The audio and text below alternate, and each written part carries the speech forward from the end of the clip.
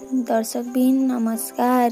दर्शकबिन सीताकी आमाले बिहे गर्न लागेको कुरा सीताको परिवारमा थाहा भएपछि सीतासँग सबै रिसाएका छन्। यता दारी अहिले पागल भए जस्तो गरिरहेका छन्।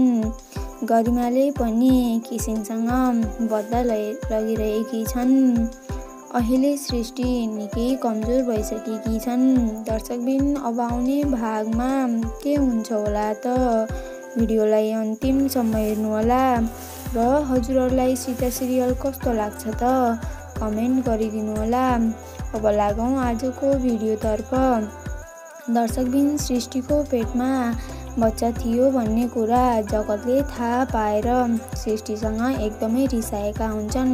उनलाई सीताले राम्रोसँग सम्झाइसकेकी छन् र उनले सृष्टिलाई माफ गरिसकेका छन्। यता गरिमा अहिले किसीसँग बदला लगिरहेकी छन्। रमेशले फोन गरेर जगतको बुबालाई काकी बिहे गर्न मान्नुभयो भनेर भनेपछि उनको घरका सबै सीतासँग रिसाएका छन्। सीताले सबैलाई सम्झाउन कोसिस गर्छन् तर कसैले बुझ्दैनन्। यता सृष्टि अहिले एकदमै कमजोर भएकी छन्। रमेशले फोन गरेर सीतालाई त भोलि नै आइजो भनेर भन्छन्।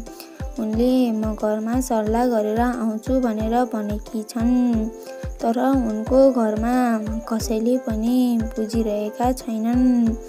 दर्शकबिन अब आउने भागमा के हुन्छ होला त र हजुरहरूलाई के हुन्छ जस्तो लाग्छ त आफ्ना विचारहरू अवश्य कमेन्ट गरिदिनुहोला।